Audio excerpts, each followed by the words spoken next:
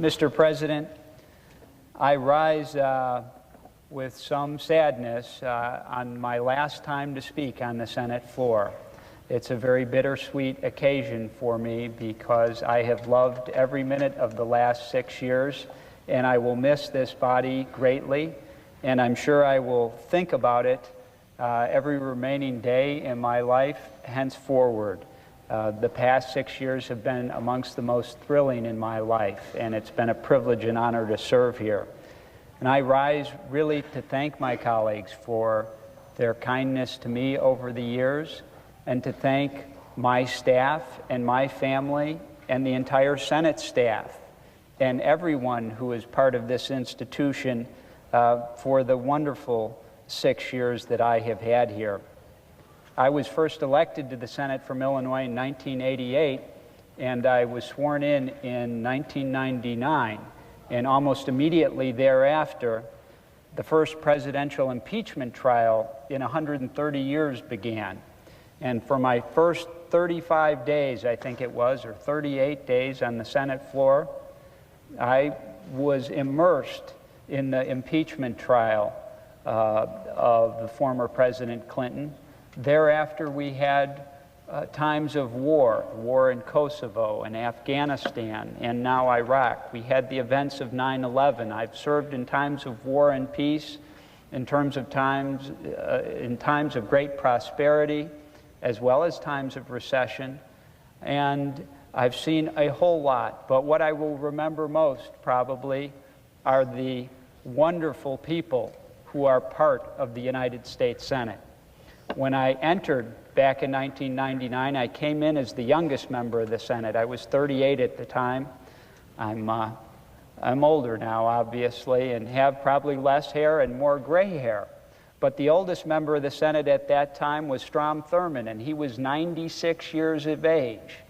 And I'll never forget Strom Thurmond telling me when he was 96 about how he used to work out 45 minutes every day, and thinking whether I might be as active as Strom is when I'm 96 if I make it that long.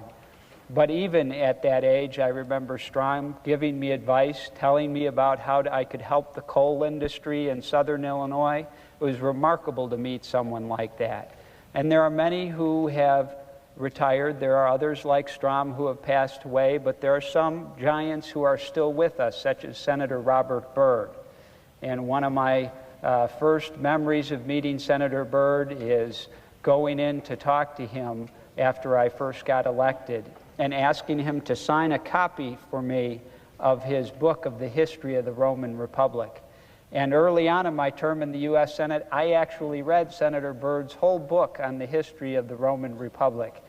And I have to say, it's a marvelous book, and any member of the U.S. Senate who has not read that book should please go out and get it, because it has bountiful lessons for every member of the United States Senate. It traces the decline and fall of the Roman Republic, and it traces the decline of the Republic to the Roman Senate giving up more and more of its powers to the executive, and finally to the point where the Senate became meaningless and Rome was just governed by Caesars and dictators and kings. It's an outstanding book. But to meet the man who wrote this book and to realize that that book was taken from a series of speeches that he delivered on the Senate floor without notes as to the hundreds or thousands of names and dates in that book is truly astonishing.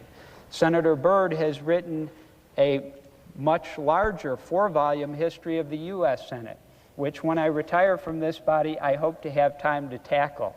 But just to think of someone who could be so productive, not only here in the Senate for so long, but accomplish so much in other areas, writing such scholarly books.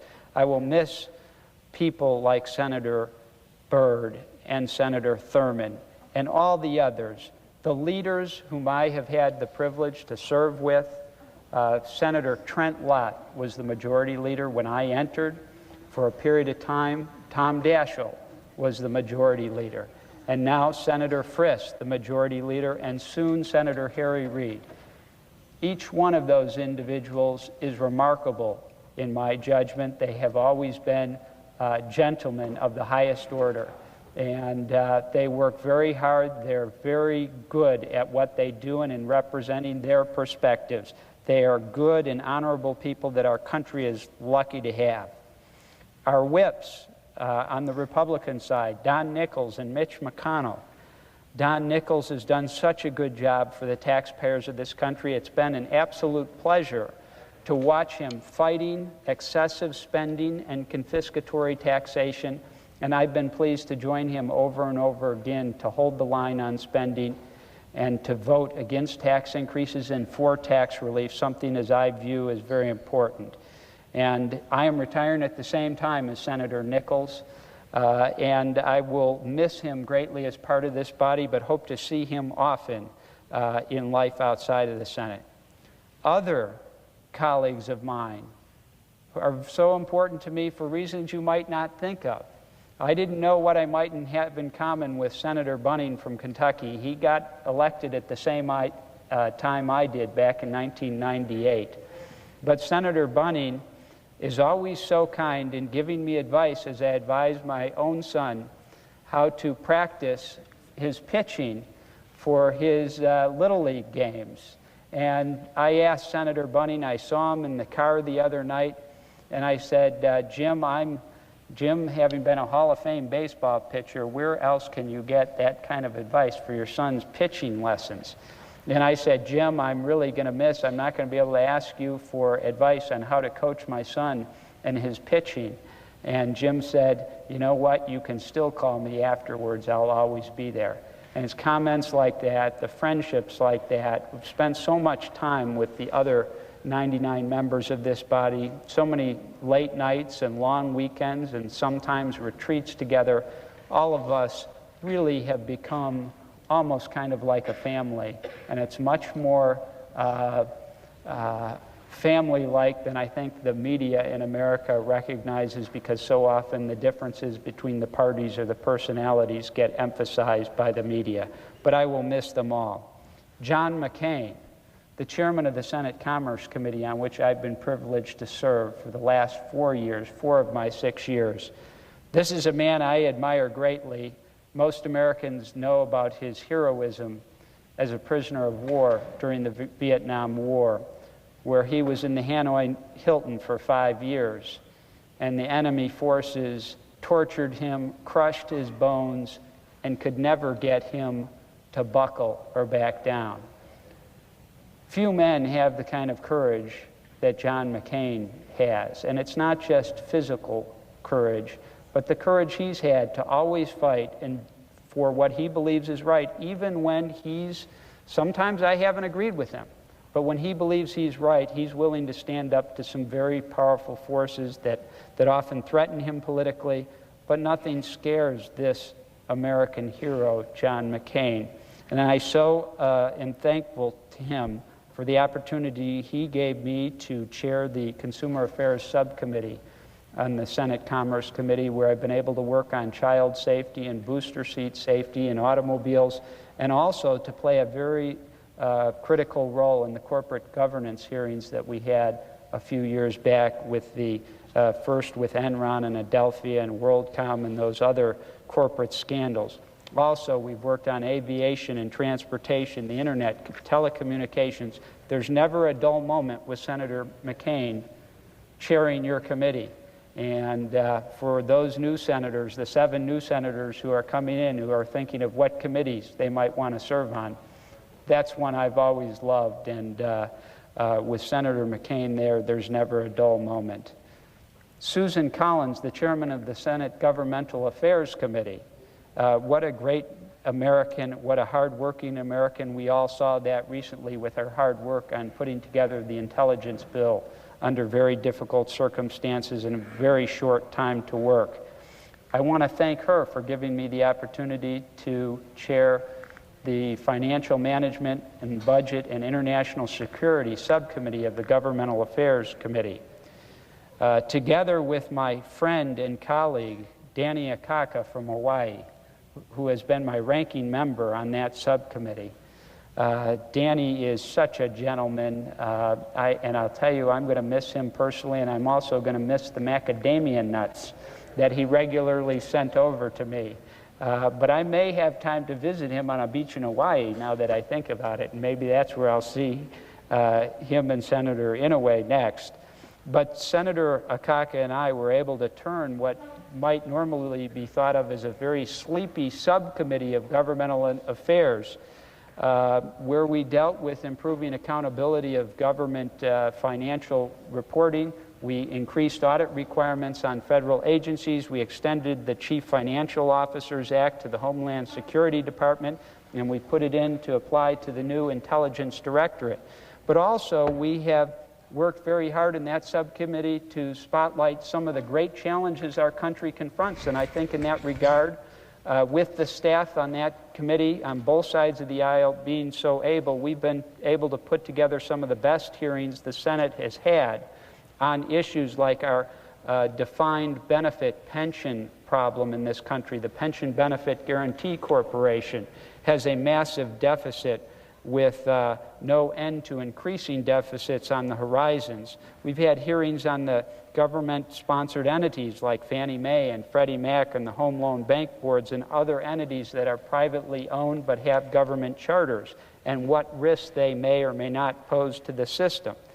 We had a series of hearings on mutual funds and the problem of high fees. Mr. President, I was honored to have your co-sponsorship on a landmark bill to reform the mutual fund industry, and while we were not successful in passing that legislation this year, the Securities Exchange Commission has adopted many of the items in that bill, including requiring independent chairmen of the boards of mutual funds in America.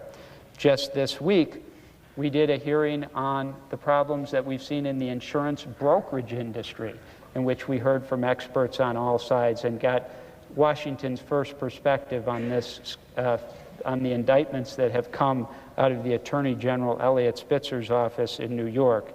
We've had hearing on the issue of the expensing for stock option compensation, which has been so actively debated amongst accountants in our country. And finally, the Financial Accounting Standards Board is going to require publicly traded corporations to expense stock option compensation on their earnings statements.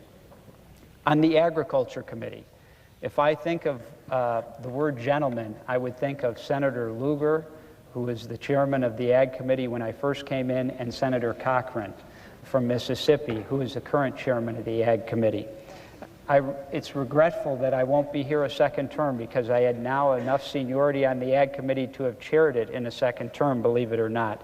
But Senator Lugar and Cochran have been nothing but a pleasure to work with.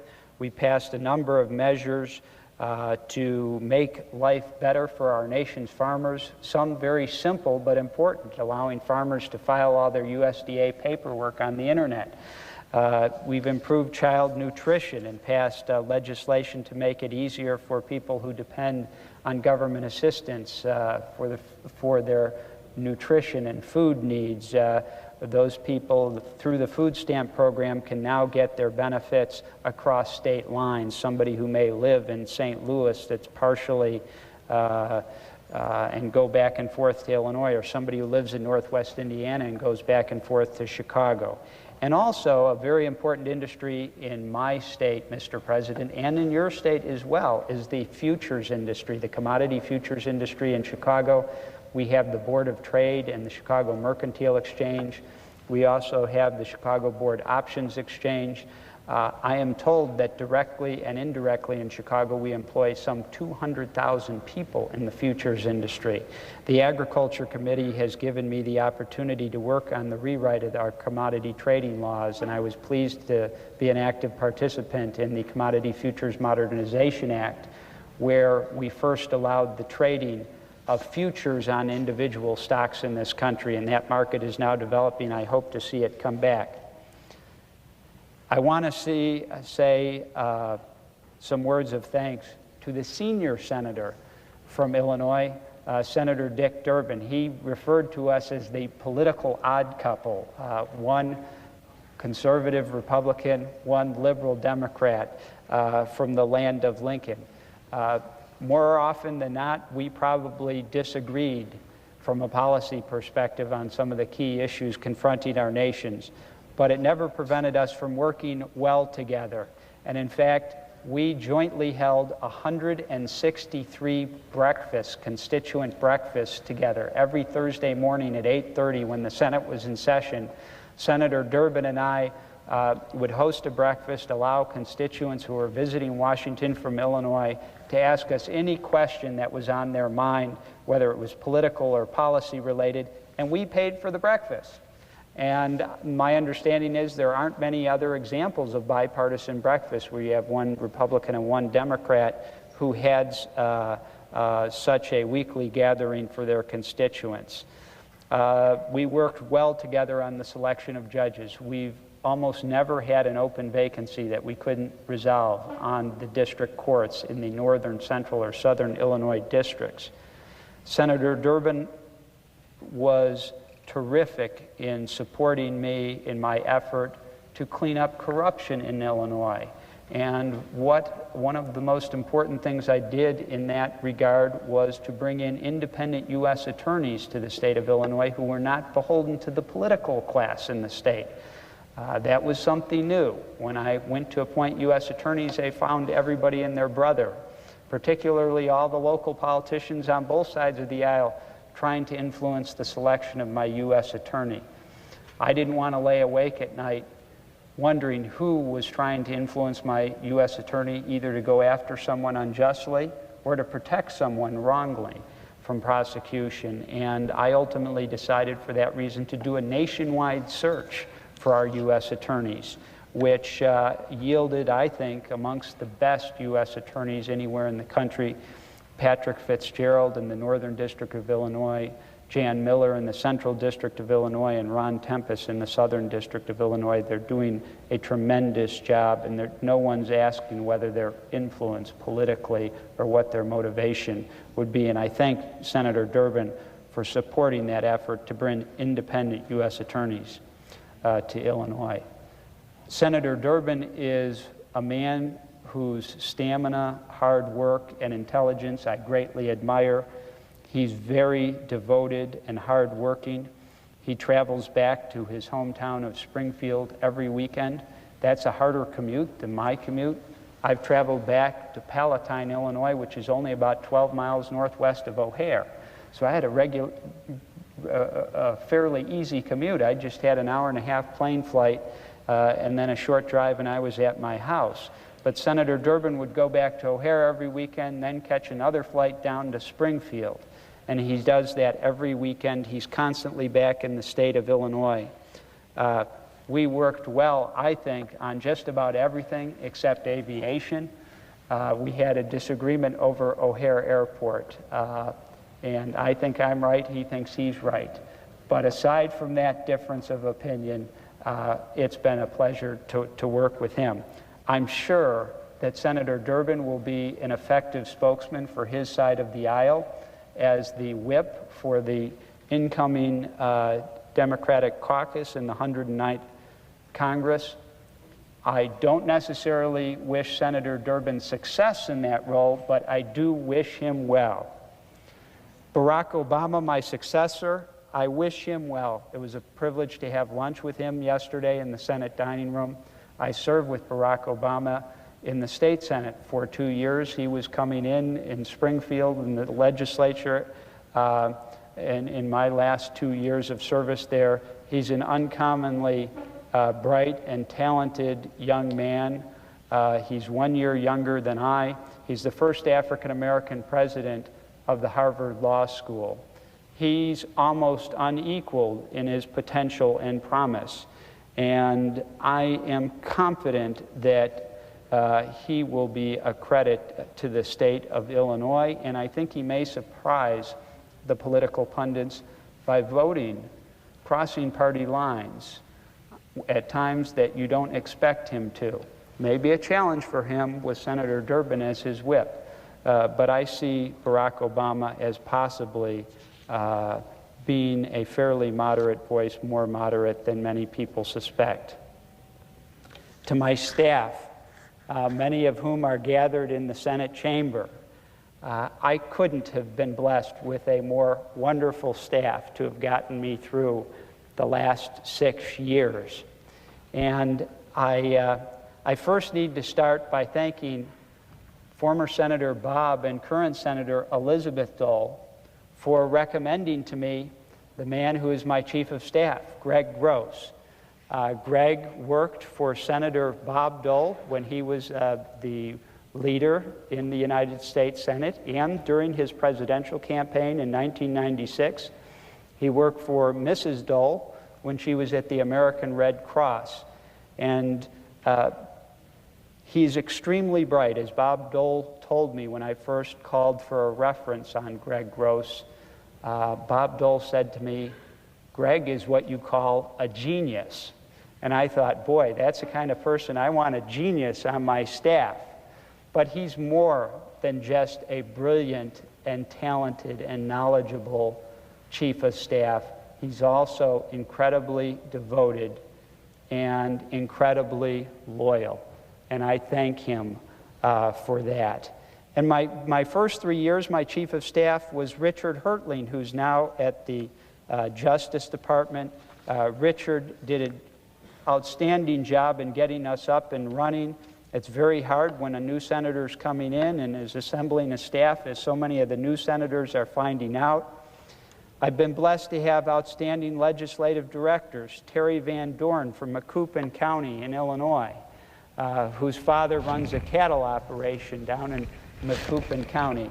Terry started out doing agriculture policy for me, and Terry, he was just what the doctor ordered. He'd had straight A's from University of Illinois in agriculture sciences, and then he got a master's in agriculture policy from a university in Colorado State, I believe it was, and he had a 4.0 there. And I was called by the dean of the University of Illinois Agriculture School, and he told me what an outstanding young man he is. Terry has been just instrumental in agriculture and all policy now as my legislative director, and before him, Joe Watson, my legislative director, who was a brilliant young Harvard Law School graduate who I plucked out of Hopkins and Sutter law firm. He's now at the Commerce Department, serving under Secretary Evans. My office manager, Sherry Hoopert, who has done such an outstanding job and always been pleasant and kind and willing to help and calm under pressure. And her predecessor, Trina Eager, Trina Tier. Trina came to me from Senator Fred Thompson's office. She had some 20 years of experience in Washington running Senate offices. My Chicago Chief of Staff, Maggie Hickey, who's a one-woman army, entirely devoted, very hardworking. I want to thank her. My staff director for my Financial Management and Budget and International Security Subcommittee, Mike Russell, and the team that he has put together, which I think enabled us to do the best hearings on some of the key issues confronting our financial markets in this country. I can't thank them enough. And my schedulers and executive assistants, Lene Denny, Julie Kate, Julie Grisolano, and Doris Gamino. Scheduler has to be the toughest job on Capitol Hill because you know how busy senators' schedules get, and then how easy it is for them to hear when the senator is tired or frustrated or thinks he's overscheduled. The senators hear about it. There's no question about that. And so I want to thank my schedulers for being there and staying here when we're here late into the evening. They have to be here, and even when the rest of the staff has gone home. My campaign manager and first communications director, Mike Seiss, who's now in the private sector. He was brilliant and energetic and always enthusiastic, and I thank him for all his support. My communications, legislative assistants, legislative correspondents, receptionists, front office and back office personnel, the data entry personnel, the interns, the kids that we've had serve over the years. My staff handled 6,000 to 10,000 letters a week for the past 6 years. The first year we came in, we were getting some 22,000 emails a day on the impeachment. We've handled over 22,000 individual constituent cases, my state office staff has, and they conducted traveling office hours all over the state. 1,574 traveling office hours in 675 towns. My state staff met individually with 831 mayors and village clerks, telling them how to apply for federal grants for sewer and water. And the staff on the floor of the Senate, Dave Schiappa and the floor staff, Myron Fleming, the chief doorkeeper, the cloakroom staff, the parliamentarians, the leadership and sergeant-at-arms staff, and the pages who come and go every semester, and I always look at them. They have to get up at 5 in the morning to do schoolwork before they can come here, but they work so hard, and I hope your experience has been as wonderful as we want it to be for you. And finally, Mr. President, I would be remiss if I didn't thank the most important people in my life, my family. My mother and father have always supported me through my 12 years in public service, but through all the years of my life, it was always clear they would have been there to lay their lives down for their son. Senator from Illinois. If the Senator would yield, I'd just like to thank him for his kind words and wish him very well. We served together for 6 years. I know he has recounted for you that every Thursday morning when we were in session, we had a coffee, a tradition started by Senator Paul Simon. We believe that we weren't certain that we could continue this tradition, being a Democratic and Republican senator, offering this opportunity for the visitors to Washington to come and ask a few questions, take photographs.